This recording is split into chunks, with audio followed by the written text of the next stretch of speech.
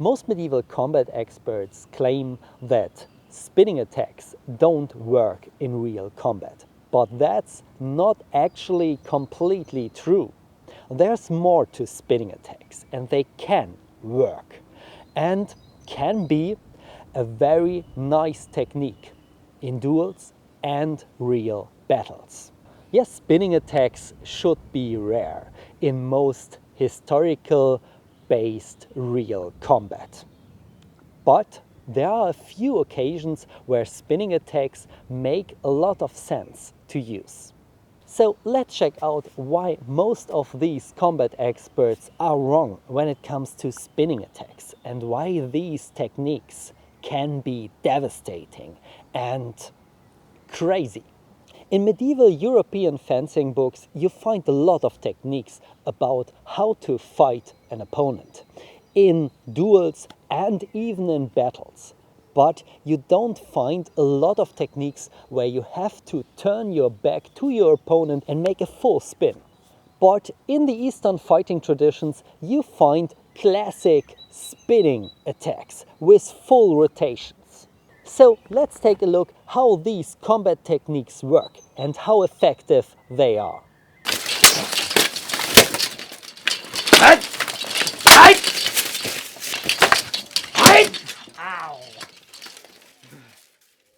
Here in samurai armor you see Noah, a friend of mine and one of the few people I would call a real expert for historical combat. He trained different Asian martial arts since childhood and on the highest level I can imagine.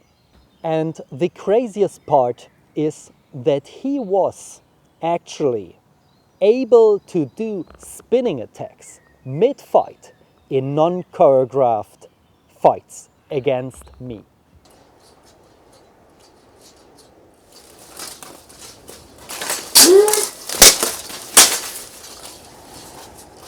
He was able to block my step and go in close in a full rotation and hit me to the back of my leg. Getting to the back of my leg with a sword wouldn't be possible without a spinning attack. So how did he do this spinning attack?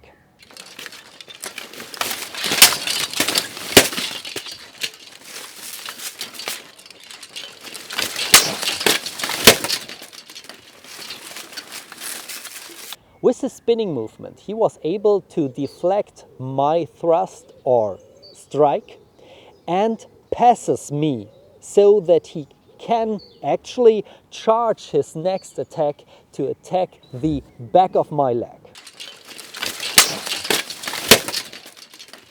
But don't understand me wrong, it's incredibly hard to do this spinning movement very, very fast. And you have to be fast because I will turn as well and try to defend me. So he has to charge up with the spinning movement and do the spin in a very close angle to get as much rotation as possible in the quickest time. Mid-fight, he nailed that technique and got me very well. In a spinning movement, you can add the power of your whole body, and this gives you the capability to strike so hard that you break through the guard of your opponent.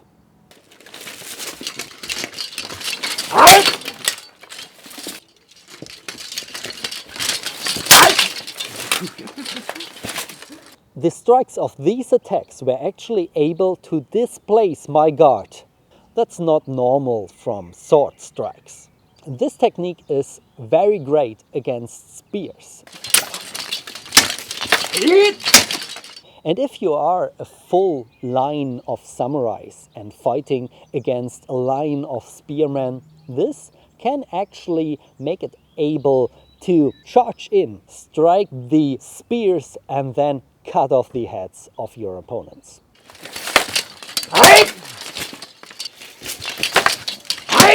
Ow. Of course, you can also do this with a naginata. But if you don't have a naginata and only a shorter blade, there are also techniques for shorter blades where you do a spinning movement in a block to a thrust.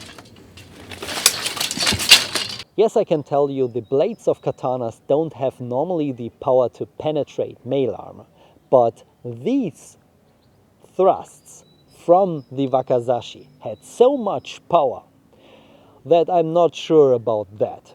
Because Noah put the full force of his body rotation into that thrust. But of course, more mass has more power. So if you do a spinning strike with a naginata blade, it has a lot of power.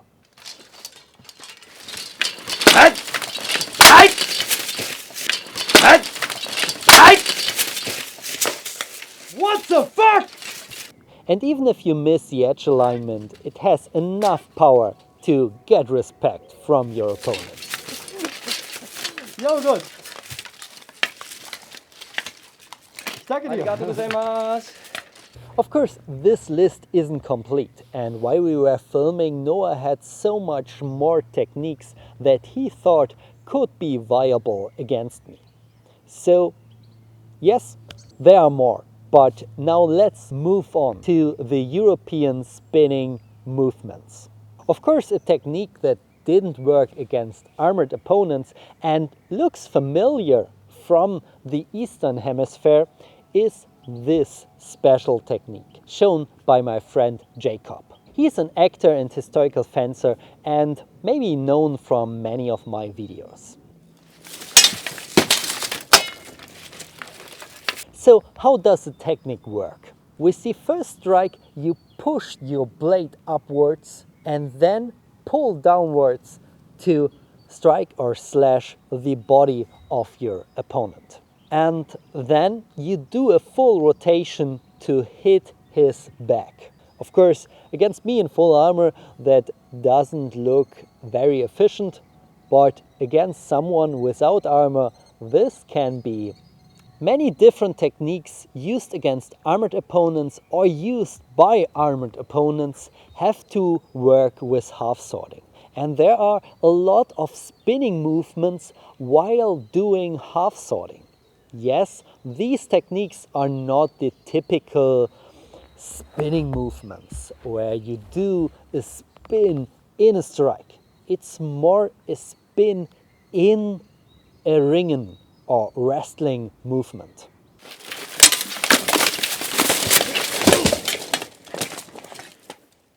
But yes, you turn your body in a circle or half circle, and at the same time you will rotate your opponent as well, and he will do a half circle or circle as well. Yes, half sword techniques often aim for the gaps of your opponent, but if there are no big gaps, it's better to aim for the space that you create between your body and your arms, so that you get a lever to your opponent to throw him to the ground and control him. Schiebe nach hier, gehe mal einmal runter. Ja, okay.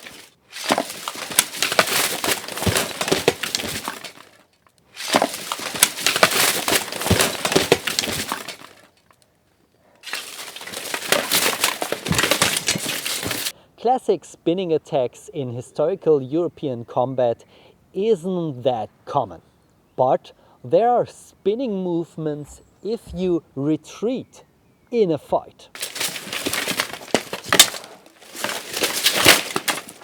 A retreat with a spear, where it's very hard to move a lot of mass of your weapon, can be quicker if you move your body instead and replace yourself to get the next attack.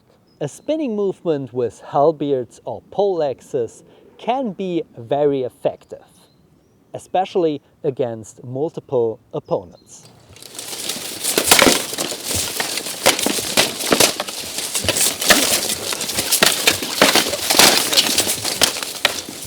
For example, in Fiora del Libri, they show a blocking technique and preparing the next strike onto your back. And from there, you can do a spinning attack with a full rotation.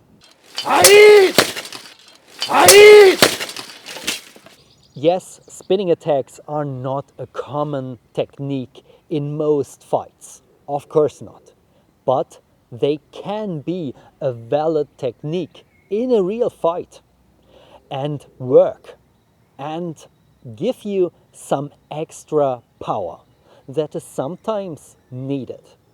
And therefore, it makes sense to show them in the right moment. And therefore, stay safe. Don't kill your training partners, and bye-bye.